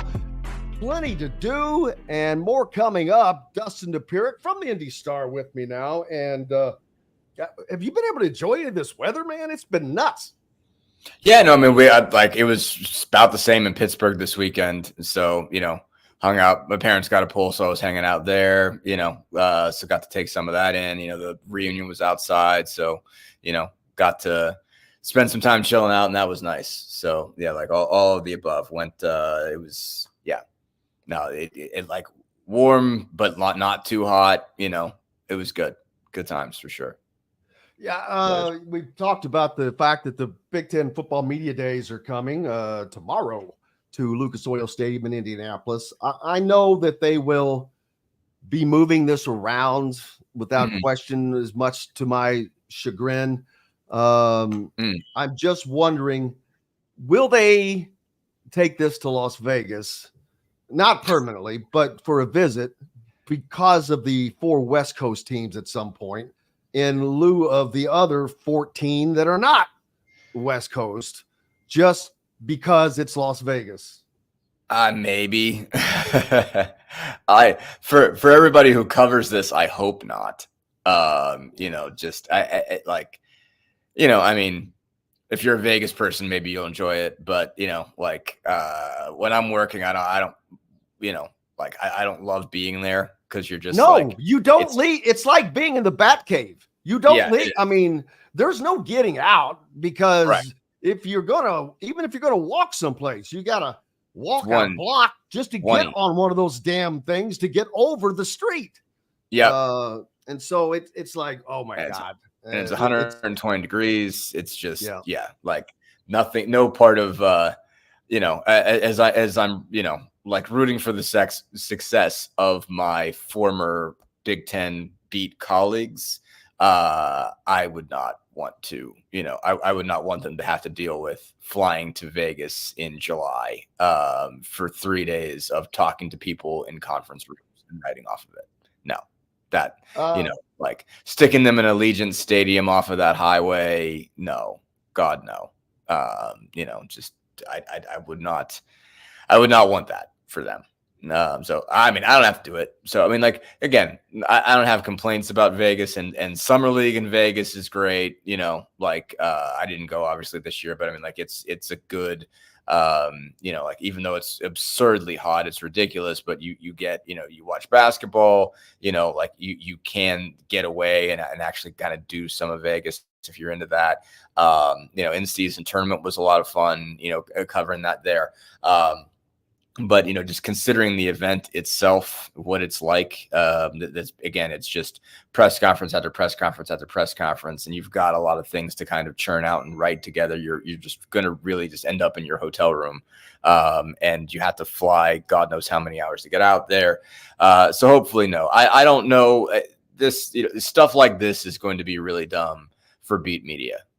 It's going to be really stupid, because it's just like, it's nice to have it in centrally located places like Indianapolis. Obviously, it was always great for us to have a short trip to go over there, as opposed to going to a Chicago or something like that. But even Chicago's not bad, like going up there for, a 3-hour drive or 4-hour drive, whatever it is for you, that's not a bad thing to do for some summer writing content. But, having to convince your editors to send you out to Vegas is not an easy deal. And you're out there. It's not just, it's not a good experience for Big Ten beat media, I wouldn't think. So there's a lot of storylines, even though the normal storyline is Michigan, Ohio State, Jim Harbaugh, Ryan Day. That magically goes away, which has always been fun for us there. But so now I guess the expected big talk will be about the expanded playoffs. Expansion of the conference, but an expansion of the playoffs, because playoffs, how many Big Ten teams can they get in there? It's going to be interesting to see that. But Ryan Day, pressure on Ryan Day now with Harbaugh gone. Right. I think the pressure ramps up on Ryan Day at Ohio State. Yeah, I mean, it probably does, but I mean, I just think everything is going to be, well, to tell you the truth, the pressure, the pressure is going to be on James Franklin. Out of any one coach that's going to be there, I would say Franklin is the most, because I mean, like Ryan Day's been up there, that doesn't matter to Ohio State fans. He's got to get back up there. He's got his butt kicked by Michigan the last couple of years, and so they're smarting from that. Right, they are, but I mean, they're still. Let me look at Football Reference. I mean, like he's still been, they've still been right there. Like obviously, again, they have an impossible, standard over there, but still, it's not like they're not coming off of 10-win season or 11-win season after 11-win season. 11-2, 11-2, 11-2. Like obviously that's annoying if you're them, but you've been to a national championship game somewhat recently. He hasn't won a title yet, but still he's hasn't lost more than 2 games in a year. Again, to your point, you want more if you're them.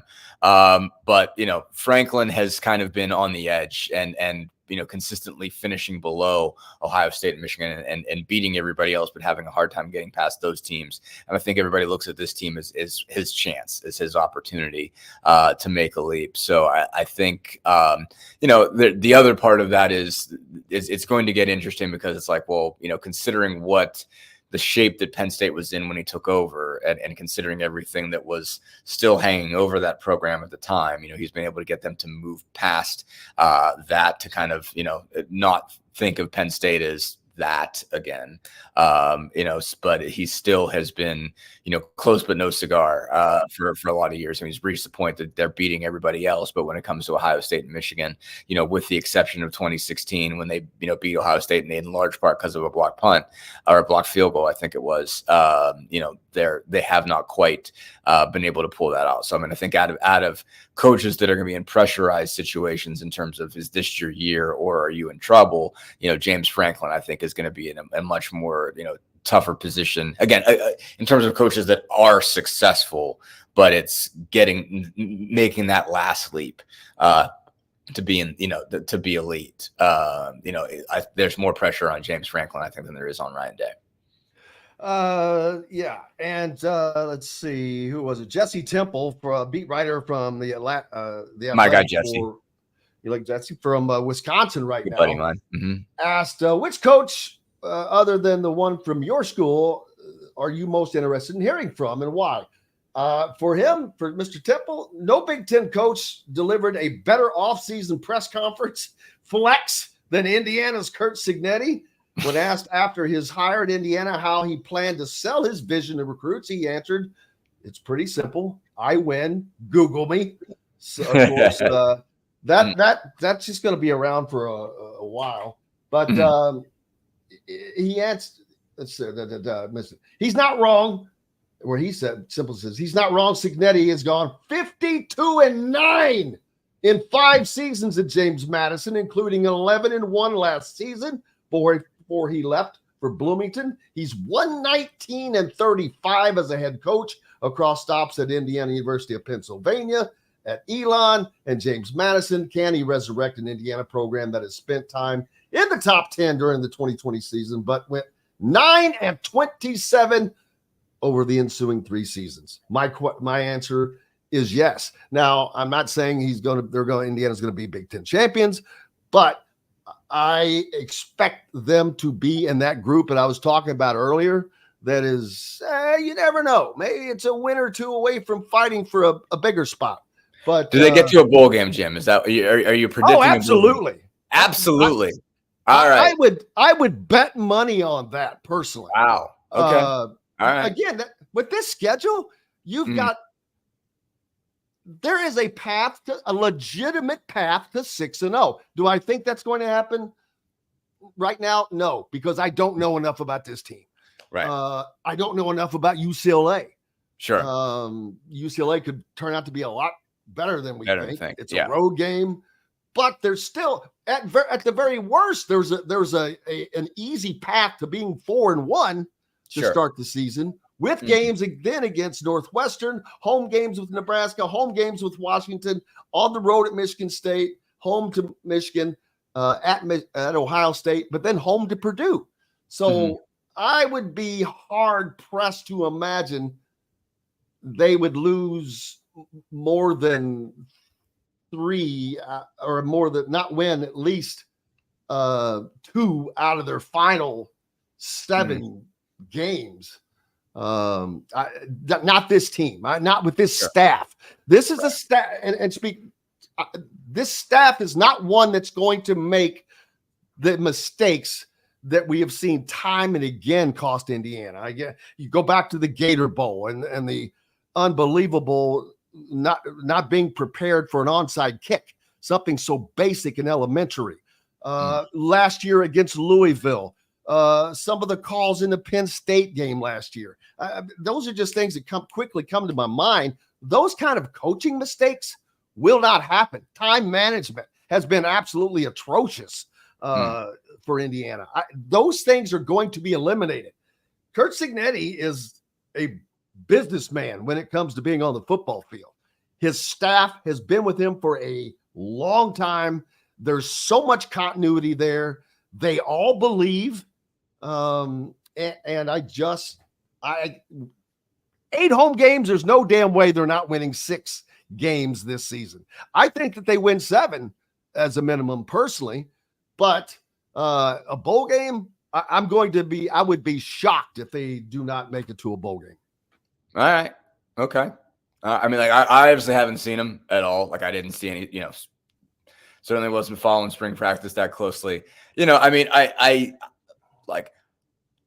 tend to pump brakes on new coaches in general, especially having seen the Wilson era. And I have a lot of respect for Kevin Wilson. And so, I saw that up close at what a rebuild's like, even for a guy that, like, I see.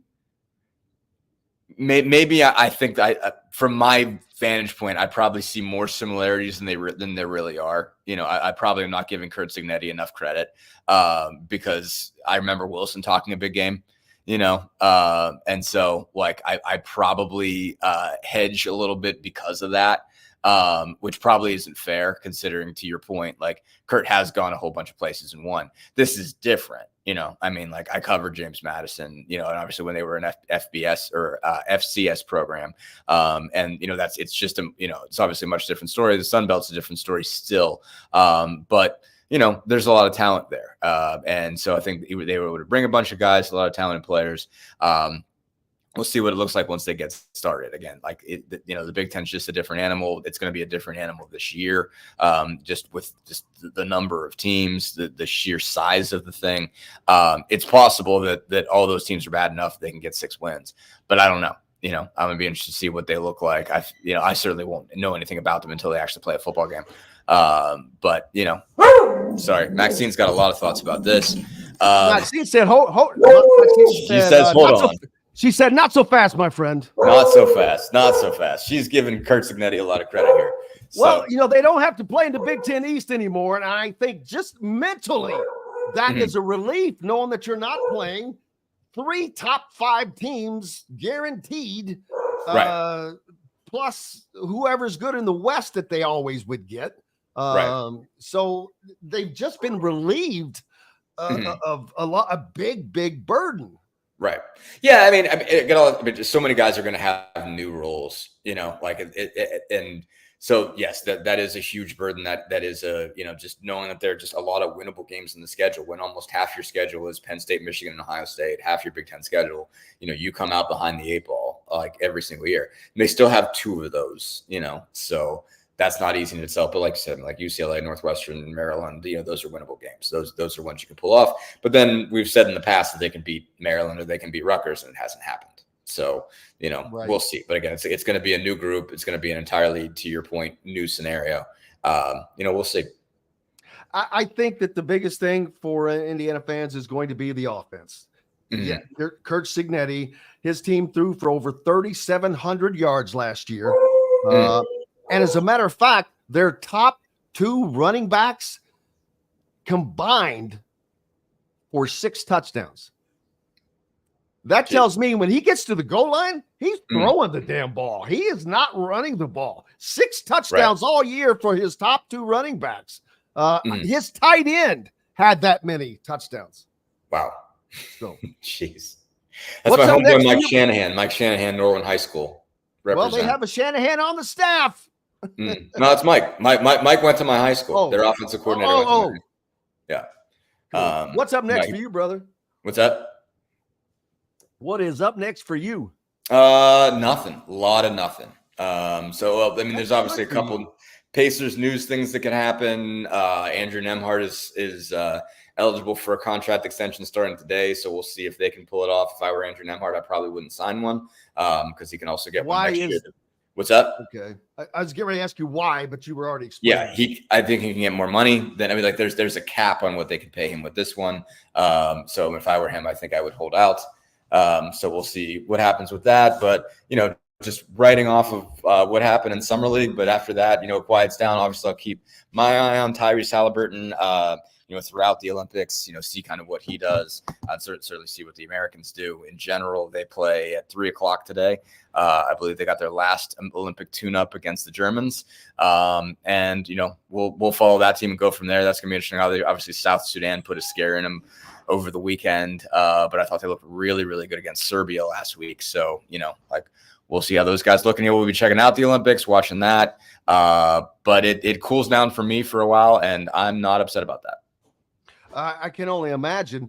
Oh, daggone. Who impressed you the most of any of the players that would fall under our coverage area, whether it's Khalil Ware or Zach Edey, for the first time in my memory, dealing with injuries.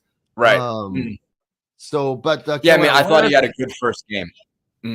Yeah, he had a good first game. Ware's had a great, he's had a really great session. They're in the championship. I have no idea if he's playing. Obviously, as these go on, you tend to pull your guys. Obviously, the Pacers played Jarris Walker 4 games. They didn't play him 5. They played Ben Shepherd 2 games.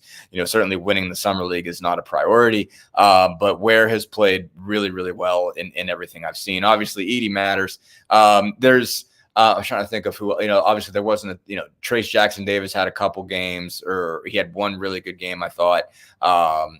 He was also working out for the USA select team out in Vegas, practicing against the Americans. So a bunch of guys did really well, but I do think Ware was a bit of a revelation. I thought he really stood out in the games that I saw him play, just posting double-doubles.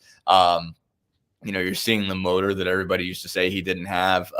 He's obviously going to be, a bench guy, but for the Heat, but he could be, I think, a similar situation to what Jackson Davis was in last year. Certainly he'll be coming in behind Bam Adebayo with the Heat. There's not a short, there's not it's an easy path to a starting job there, but there is a path to learning behind somebody who really gets the game. Adebayo is going to be, I think, a really critical piece for this Olympic team. I've been really impressed with what they've done with him and Anthony Davis on the floor together. So you're going to bring back Bam Adebayo, who's won a lot. Certainly been to two NBA finals, and is might be coming off of a gold medal. He's going to be a lot. He's going to be able to teach Khalil Ware, and he's going to be able to slide in and play 15 minutes a game or whatever it's going to be behind Bam. And so I think that's going to be a really good position for him. I think he's in a really good spot. I think Edey's in a really good spot. Obviously, the injury is not great for him, but I think he's going to be okay. Been impressed by some other guys. Dakota Mathias, I think he's going to be a G League guy, obviously, but he shot the ball pretty well, for the Pacers in Summer League. So I think let me throw out an odd name. In watching the Lakers, and Bronny James, of course. All he has to do is step on the court, and they seem to act like he is the second coming. I'm like, come on, guys, get over this. But Sean East II from New Albany High School, who played with Romeo Langford when they won that state title, who everybody always said, why are they recruiting him? He was always just too small, but there has been no one in my recent memory that has fought and scratched and clawed to get to the next level, whether it was from high school to JUCO to college now to an NBA Summer League roster in which he has been playing pretty damn well. He was maybe their best point guard that they have on that team. Yeah, he was up there. No, I mean, I saw him. I just saw pieces, but I thought he put together some nice stats, had some good moments. So yeah, it's helpful. I mean, there's probably not a path to an NBA spot, but I mean, you can get because of Bronny James. Well, he's got a guaranteed roster spot. No, I get it. But I mean, but you don't think, and I was thinking that he probably was not, there's not enough there to make that team. No. So where does he go? Because being in the G League is not going to do him any good. I know it is. I mean, being in, I think, well, for one thing, being in the G League is good in and of itself if you were just trying to play professionally and you don't want to go overseas. Right. It's not a bad living. It's not especially bad. If you don't want to go to China. What exactly? It's not bad living. It's not bad ball. I mean, like certainly, you can go to Europe and it's a different situation. I mean, every one of those deals is different. I guess the guys playing in China are making more money now. I guess I never know what the money. It's the Troy. Was it Troy Williams? No, Noah Vonleh. The Noah Vonleh situation. Noah Vonleh's in China. They put him on a cot in a hotel. Oh lobby. Yeah, that was really weird. That's right. And somebody tried to break in or something. It was creepy. It was bizarre. You obviously take risks and stuff. It seems like I don't know if the European jobs pay as well, but they're fun. I mean, like if you ever talk to, Derek Elston was like living in paradise when he was playing in Malta. He was like he was like a celebrity there. He was like you'd see film of him and he was like playing midgets, but he was living the big life out on the Mediterranean coast there. And so you never know how it breaks down for him. It seemed like Jordy Hulse was living a pretty good life in Germany before he decided to come back. There's opportunity, but like if you want to just keep playing professionally, the G League's not a bad place to go. And you're in a franchise, you're at least part of it. And you're probably pretty close. So you never know, somebody gets hurt, somebody gets moved around. If you play well enough, you get a crack at it. It's not easy, certainly because people look at G League stats and you're like, okay, well, that doesn't prove a lot to me. And the guys who get sent down tend to get priority, guys that are two-way contracts or guys that are, rookies that they're just trying to get some extra run. They tend to go down there and dominate. But G League gives you a crack at it. And so it keeps you in a system. It gives you somebody to look at, again, not easy, but when you're in there and you get more opportunities, you play for one G League team next year, you go to somebody else's summer league, you go to someone else's G League, and you can make a living and you can stay in the States. And so it's not bad. It's not, especially now, it doesn't seem like salaries have reached the point that they're a living, like it's a living salary or a salary you can live on. If you get an Exhibit 10, you get a big old bonus for that, like $75,000, $80,000, which again, for your NBA brethren is peanuts, but for you is pretty nice. And for the rest of us, none of us would sneeze at. So, absolutely not. And speaking of which, as I mentioned, Sean East being a former teammate of Romeo Langford, also on that state championship team, I think of 2016 when Romeo was a sophomore. Who's the wide receiver that went to Purdue? God, I can't remember at all. It's not David Bell, but their other very high profile receiver who's in the NFL right now. That wasn't Rondale Moore. No, Rondale Moore. Oh. Rondale Moore was on that same team. That's crazy. So think about that now. Rondale Moore, Romeo Langford, Sean East were on. I have to check to make sure Sean was on that roster, but I would imagine he was since he would have been a sophomore. But think about those three guys. Right. On that team. It's pretty. There's a reason why they won a state championship. Exactly. Pretty impressive group. Dustin Dopirak from the Indy Star. Make sure you're giving him a follow. Keep up with the Pacers and Maxine as well. Yeah. Station, my friend. Sounds good. See you later, Jim. We've got lots more coming up here on Indiana Sports Beat Radio. I hope you can stick around with us for it. We'll be back with all of that and more right after this. Enjoy healthy, delicious meals at home without the hassle with the Fresh Fork. Chef-curated, ready-made meals delivered right to your doorstep. proudly fueling IU athletes and now available to you with a menu that's always fresh and diverse, from hearty proteins to fresh salads. The Fresh Fork empowers you to make better food choices without compromising. Let the Fresh Fork help transform your lifestyle for a healthier way of living today at thefreshforkonline.com. Use promo code RADIO20 and get $20 off of your first order. Country living is just a swing away. It can be hard to find the exact home that fits your family's needs, so there couldn't be a better time to build a new home with Property Shore Construction. Now building exclusively south of Bloomington within the Stonecrest Golf community. Choose from one of the gorgeous Stonecrest Signature Series house plans. We have several lots available with scenic views of the golf course. Contact Amy Rhoda with Revesco Real Estate for additional information. 812-583-0919 or go to mystonecrestliving.com. That's mystonecrestliving.com for more details. Whether it's a night out with the family, after work with colleagues, or catching the game with friends, Bubba's 33 is the place for you. Bubba's 33 offers a mouthwatering menu of selections that are all made from scratch every day. The portions are big, but the prices are small. And with over 50 big screen TVs, you'll never miss the big game. Bubba's 33, pizza, burgers, beer. Looking for someone to cater your next corporate event, family reunion, or tailgate? To some, a garnish may be nothing more than just a decoration put last on a plate. But in Bloomington, catering starts with Garnish Catering.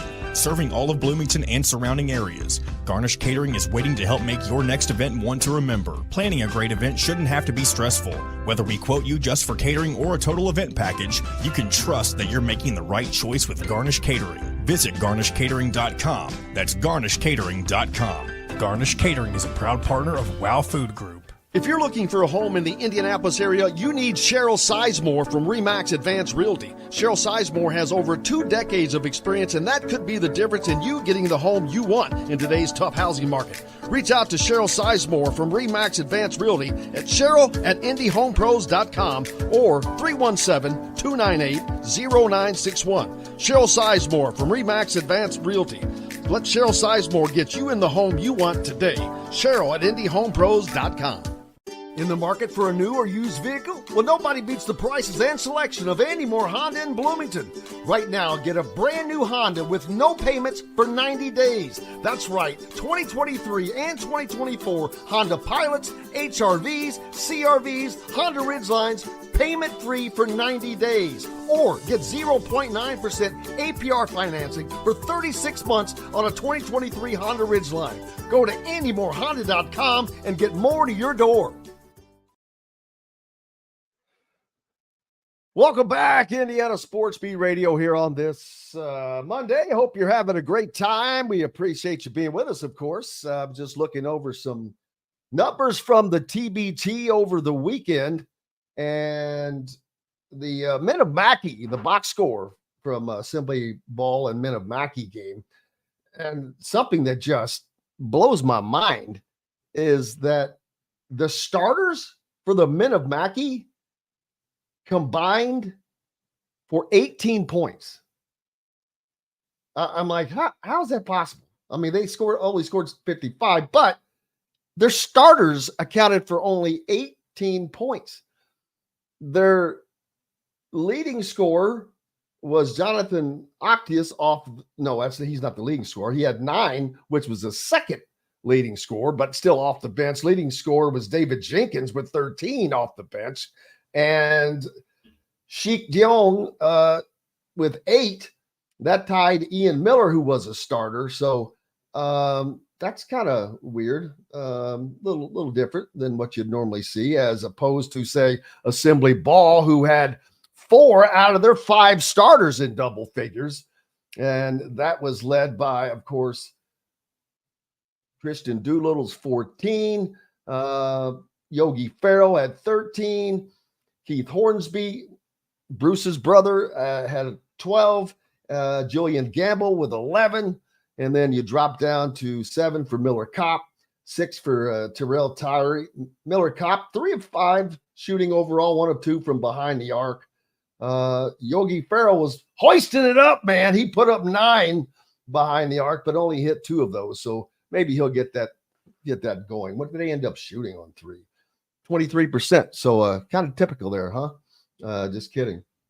But they're up next on Tuesday as they will take on Eberlin Drive in the title game for the Butler Regional. Hopefully that'll work out for them, and they'll move on. And like I said, do they go to Dayton from there if they're able to win that? We'll have to see. Hey, big thanks to everybody for joining us on the program today. As always, Greg Rakestraw from the ISB Sports Network, Todd Leary, of course, and Dustin Dopirak from the Indy Star. As always, appreciate you guys, and we're going to be back tomorrow to do it all again. Until then, I'm Jim Coyle. I will see you on the radio. Thanks for listening to Indiana Sports Beat Radio. Be sure to subscribe to our YouTube page for more clips and team coverage of Indiana basketball, football, and more. You can also find full episodes and tons of other content on thehoosier.com. We'll see you next time for another edition of Indiana Sports Beat Radio.